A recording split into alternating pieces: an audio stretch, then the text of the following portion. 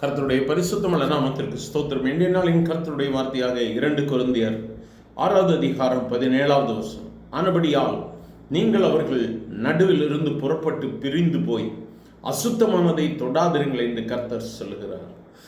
எனக்கு அருமையானவர்களே, நாம் பிரித்தெடுக்கப்பட்டவர்கள், கர்த்தரால் நாம் வேறு பிரிக்கப்பட்டவர்கள்.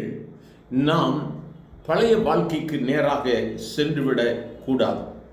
வேதம் சொல்லுகிறது, நாம் அதை விட்டு விலகி இருக்க வேண்டும் என்று சொல்லுகிறார். நாம் அந்நிய நுகத்திலே அவிசுவாசிகளோடு பிணைப்படக்கூடாது. நாம் அசுத்தத்திற்கு நேராக நம்முடைய கரங்களை நீட்டக்கூடாது. நாம் பிரித்தெடுக்கப்பட்டவர்கள், நாம் ஜீவனுள்ள தேவனுடைய ஆலயமாய் இருக்கிறோம். நாம் முழுமையாக நம்மை ஆண்டவருக்கு ஒப்பு கொடுத்து உம்முடைய சுத்தத்தின்படி நான் நடக்கிறேன் என்று சொல்லி நம்முடைய வாழ்வை அவரிடத்தில் அர்ப்பணிக்கும் பொழுது, நான் உங்களை ஏற்றுக்கொண்டு உங்களுக்கு பிதாவாய் இருப்பேன், நீங்கள் எனக்கு குமாரரும் குமாரத்திகளுமாய் இருப்பீர்கள் என்று சர்வ வல்லமை உள்ள கர்த்தர் சொல்லுகிறார். எனக்கு நம்முடைய தீர்மானம் எப்படியாக இருக்கிறது? அசுத்தமானதை தொடாதபடிக்கு பிரித்தெடுக்கப்பட்ட வாழ்க்கையில் நாம் ஆண்டவரோடு கூட இணைந்து நடக்கிற அந்த வாழ்க்கையில் உண்மை உள்ளவர்களாக இருப்போமானால் நாம் ஆண்டவருக்கு குமாரரும் குமாரத்திகளுமாய் இருப்போம் என்று சொல்லி சர்வ வல்லமை உள்ள கர்த்தர் சொல்லுகிறார். இந்த நாளில் நம்முடைய வாழ்க்கையை நாம் ஆராய்ந்து பார்க்கலாம். இன்னும் பழையவைகள் என் வாழ்வில் ஒட்டி கொண்டிருக்கிறதோ, பழைய நட்புகள், பழைய உறவுகள், வேண்டாத சிந்தைகள், வேண்டாத காரியங்கள் இன்னும் என் வாழ்வில் இருக்குமானால் இந்த நாளிலே கர்த்தர் வேறு பிரிக்கும்படியாக சொல்லுகிறார். உலகத்திலிருந்து முழுமையாக நம்மை பிரித்து நீ வேறொரு வாழ்க்கையை வாழ் என்று சொல்லவில்லை. உலகத்தோடு கூட இருக்கிறோம், ஆனாலும் பரிசுத்த ஆவியானவருடைய கிருபையோடு கூட நாம் வாழ வேண்டியது அவசியமாக இருக்கிறது.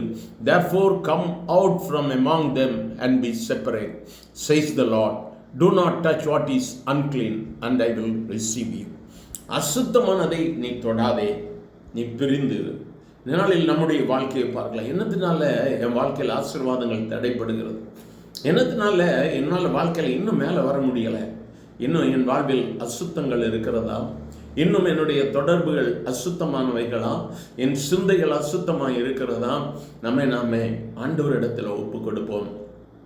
ஆண்டவர் சொல்லுகிறார், அசுத்தத்திற்கும் நீதிக்கும் பங்கு கிடையாது, அவிசுவாசிக்கும் விசுவாசிக்கும் பங்கு கிடையாது. நம்ம ஆண்டவரோடு கூட இணைக்கப்பட்டவர்கள். ஒருவேளை உலகத்தோடு கூட இருக்கிறோம், அதுக்காக அவங்களோடு கூட ஒட்டி கொண்டு நிற்க வேண்டும் என்பது அவசியம் அல்ல. இந்த வார்த்தைகளை கேட்கிற தேவ பிள்ளையே, நீயும் நானும் பிரித்தெடுக்கப்பட்டிருக்கிறோம். ஆண்டவருக்கு சாட்சியாக நிற்போமா?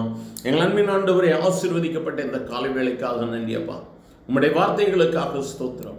நீர் எங்களை பிரித்தெடுத்திருக்கிறேன். பிரித்தெடுக்கப்பட்ட நாங்கள் உம்முடைய குமாரரும் உம்முடைய குமாரத்திகளுமாய் இருக்கிறோம்.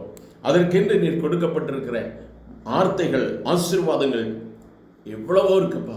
அவைகளை உம்முடைய பிள்ளைகள் சுதந்திரிக்க உதவி செய்யும். பிரித்தெடுக்கப்பட்டிருக்கிறோம் என்கிற நம்பிக்கையோடு, விசுவாசத்தோடு கூட உம்முடைய பிள்ளைகள் உம்மை தொடர்ந்து பின்பற்றி வர கர்த்தர் உதவி செய்யும். இந்த நாளின் தேவைகளை சந்தி, ஆசீர்வதியும். இயேசுவின் நாமத்தில் பிதாவே, ஆமென்.